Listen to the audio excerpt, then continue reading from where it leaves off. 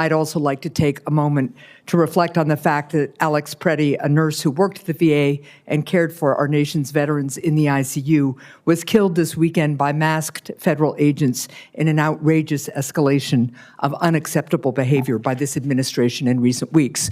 We urgently need additional oversight and reform over ICE's behavior, because what is happening right now in Minnesota and in states across the country is making us less safe, and it needs to stop right now. So I hope my colleagues on the other side of the aisle will work with us to keep the government funded and protect basic American freedoms. And I will add, Mr. Secretary, that you mentioned an investigation. When there are officer-involved shootings in any other law enforcement agency in this country, pretty much local or state, the officers involved are put on administrative leave, and an outside agency comes and does the investigation. So those things need to happen. The roving patrols need to get out of Minnesota while they mourn these deaths and while the investigation is pending. Now, Secretary Collins, to the business of today. I'm going to ask you a question that I asked a VA official who came before this committee in December, and I'm hoping that you'll have more information to provide than he did. Last May, President Trump signed an executive order that required you to direct a feasibility study and create an action plan regarding bringing a full-service VA hospital to New Hampshire. The action plan was due to the President last November. In a November 20th letter, my New Hampshire colleagues and I asked you to make that action plan publicly available by December 1st so that my constituents can review it and give their input. Secretary Collins, when will this action plan be made available for Granite Staters to look at and provide feedback? Senator, there's no one else more anxious to get that action plan than I, and at this point we're still putting it together. I think that is the Undersecretary's role to this. So there was some setback during the shutdown that did delay this action. I'm hoping to get, frankly, I'm hoping to get it to you as soon as possible. Well, that would be good, because it is way overdue, even understanding that the shutdown. And I agree with seeing it up there as well. Yeah, it was good to have you up there, but the need is there. People are anxious to consult with you all. Now, you and I have previously discussed staffing at the VA and the need to make sure that our veterans have the best staff and the right number of staff to ensure that they get the highest quality of care. You all have talked about that today. It's recently come to light that the VA is planning to permanently eliminate up to 35,000 positions, most of which are currently vacant, including doctor and nurse positions. The doctors and nurses aren't overhead. They're doctors and nurses. So this is in addition to the nearly 30,000 employees that VA lost last year. In an article discussing this plan and other VA actions, one VA nurse was quoted as saying, "We're going to continue to do more with less. We're going to continue to be overworked."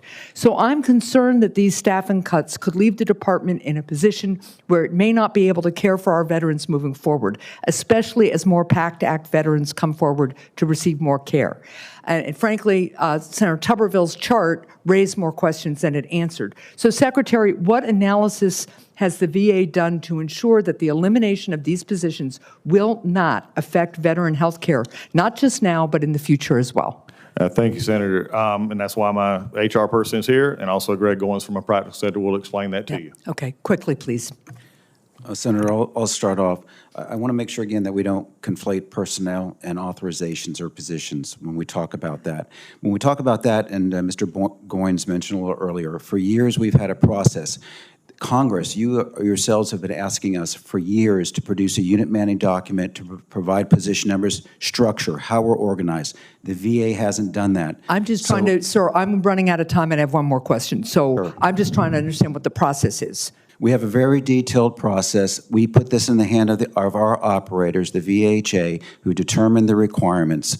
What they are doing is going through and identifying what they need. We are removing empty, vacant billets that have been created at a very low level many times, that have been put on the book for years, that have no funding, no authorization from you to fund, that have been just sitting out there that are masquerading as all right, billets. I will follow up with you on that. I will also say when there's a lot of uncertainty and a lot of announcements of layoffs and cancellation of contracts and back and forth, it doesn't make people eager to come work at the VA. That's correct. Now, and if I can just add one thing, Senator. I've only got a few seconds left, and I got to get to this next next page because it's relevant to what you just said.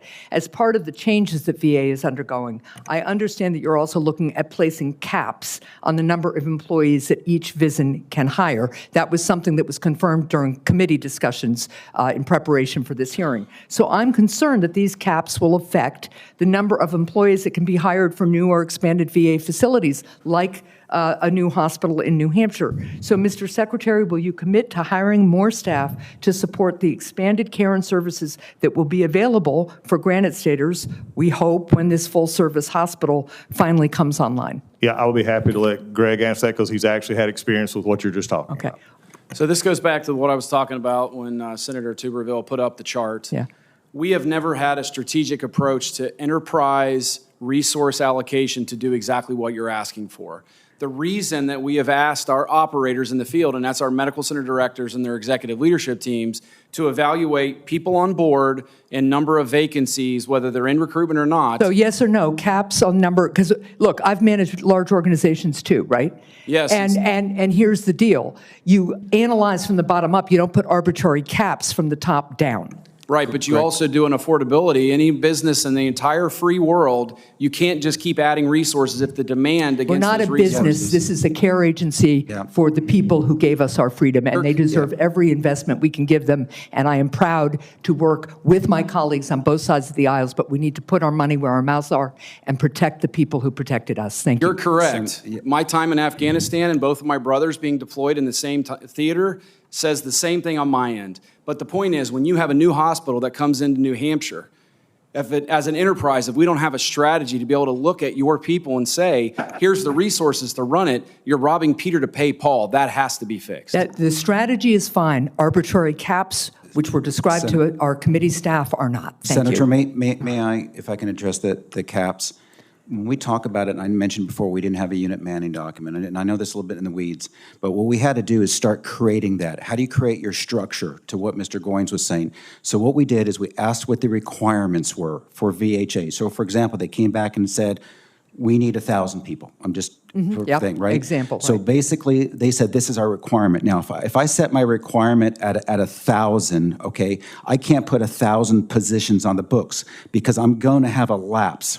That lapse rate is somewhere generally between 7 and 9%. Right. So what we did is we took their requirement, which is, let's say, 1,000.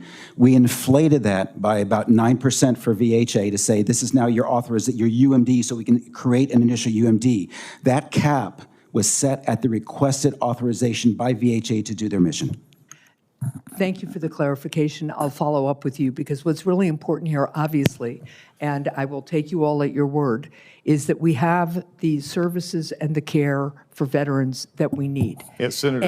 And look, you guys got off to a start where you did arbitrary, you announced a huge number of layoffs, a huge number of cancellations, and we couldn't get any information about any process behind it. So you're at a trust deficit with us right now.